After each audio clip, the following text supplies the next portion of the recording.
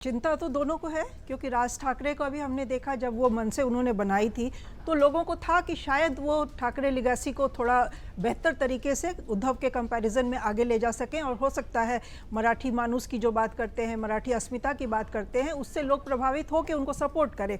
लेकिन पिछले 2 विधानसभा चुनाव में हमने देख लिया उनका परफॉर्मेंस कुछ खास रहा नहीं है। और अब राज ठाकरे की हालत ये है कि उनको अपनी रेलिवेंस ढूंढनी पड़ रही है। उद्धव ठाकरे के साथ भी यही मजबूरी है। उद्धव ठाकरे ने जो अभी ज़्यादा उत्साहीपन दिखाया है राज ठाकरे के साथ, उसके पीछे मुझे वजह लगती है कि उनको भी अपनी एग्जिस्टेंशियल जो क्राइसिस है वो सामने दिखाई दे रही है। भाई शिवसेना का जो चुनाव चिन्ह होता है वो इलेक्शन कमीशन ने शिंदे ग्रुप को दे दी है। शिवसेना का नाम, असल नाम तो अब शिंदे ग्रुप के साथ है, और परफॉर्मेंस भी कोई उनकी विधानसभा लोकसभा चुनाव में बहुत अच्छी नहीं रही है।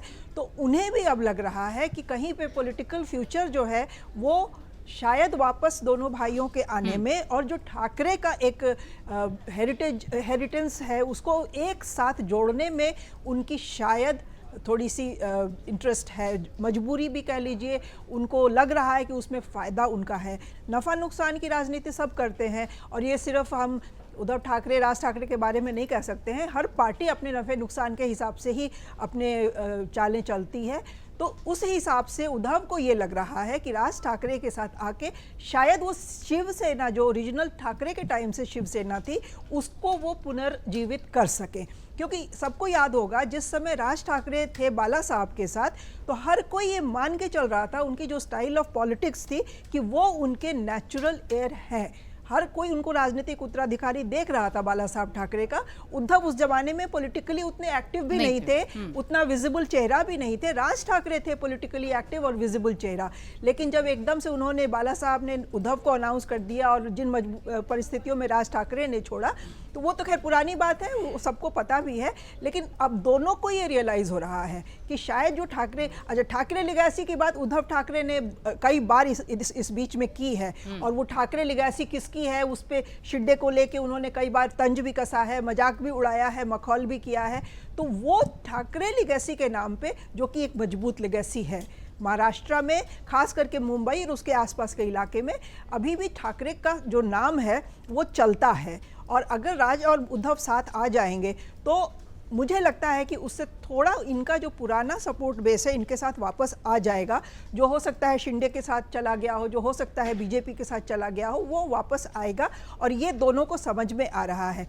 लेकिन इसमें जो सबसे बड़ी दिक्कत ये होगी कि तब उद्धव ठाकरे को अपनी राजनीतिक जो कक्षा है वो पुराने फिर नर्सरी क्लास से शुरू करनी होगी, क्योंकि वो राज ठाकरे के साथ जाके इंडिया ब्लॉक में तो बने नहीं रह सकते हैं। क्योंकि राज ठाकरे की जो पॉलिटिक्स है वो इंडिया ब्लॉक की जो इंडिया अलायंस की जो पॉलिटिक्स है उसके में कहीं फिट नहीं बैठेगी, और उद्धव ठाकरे दोनों नावों पे पैर रख के नहीं चल सकते हैं। तो मुझे अब ये लग रहा है कि उद्धव ठाकरे को अपनी राजनीतिक भविष्य इंडिया ब्लॉक के साथ उतनी सेफ लग भी नहीं रही है।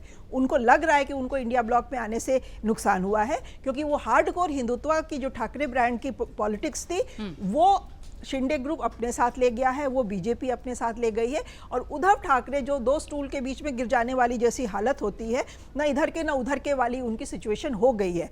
इसलिए हम देख रहे हैं कि उद्धव डेस्परेट भी ज़्यादा हैं। राज ठाकरे के बयान उतने नहीं आए हैं जितना हमने उद्धव ठाकरे के बयानों को देखा है, और जिस तरह से वो भाइयों के रीयूनियन की बात कर रहे हैं, और उसमें फडणवीस को भी कोस रहे हैं, शिंदे को भी कोस रहे हैं कि वो कैसे उसमें बाधा बन रहे हैं, दोनों भाइयों को नहीं रीयूनाइट देने की कोशिश कर रहे हैं। तो उसमें मुझे लग रहा है उद्धव की डेस्परेशन दिखाई दे रही है। डेस्परेशन कह लीजिए, पॉलिटिकल मजबूरी कह लीजिए। दोनों भाइयों को एक दूसरे के साथ अपना फ्यूचर लग रहा है कि बेटर है, आज के टाइम में बेटर है। और बीजेपी तो पूरी जो राजमाइश कर लेगी कि ये दोनों साथ ना आ पाए, वो तो इस वजह से फायदे में रहेगी ना कि जो हिंदुत्व, हार्डकोर हिंदुत्व है, ठाकरे की जो लिगेसी है वो 3 धड़ों में बटी रहे। शिंदे भी उसमें कमजोर रहेंगे, उसमें उद्धव ठाकरे भी कमजोर रहेंगे, उसमें राज ठाकरे भी कमजोर रहेंगे। तो वो बीजेपी के लिए एक बहुत ही फायदेमंद स्थिति होगी। इसीलिए हमने देखा है कि देवेंद्र फडणवीस हो गए, चाहे दूसरे बीजेपी के नेता हो गए, वो सीक्रेटली चाहे खुलेआम भी राज ठाकरे के साथ बातचीत करते रहे हैं, मिलते जुलते रहे हैं। लेकिन जो उद्धव ठाकरे की पॉलिटिक्स है, मुझे लग रहा है कि वो पॉलिटिकल अपना एक सर्वाइवल देख रहे हैं राज ठाकरे के साथ वापस जाने में। परिवार के नाम पर ही सही, इमोशनल ब्लैकमेल करके ही सही, वो चाह रहे हैं कि वो ठाकरे लिगासी को कंसोलिडेट करें ताकि पार्टी जो असल शिवसेना पार्टी है वो उनके साथ हो जाए, लोग उनको जो पुराना उनका जो सपोर्ट बेच रहा है उनके साथ आ जाए और उनकी जो अपनी अस्मिता है वो बची रहे। बिल्कुल ठीक।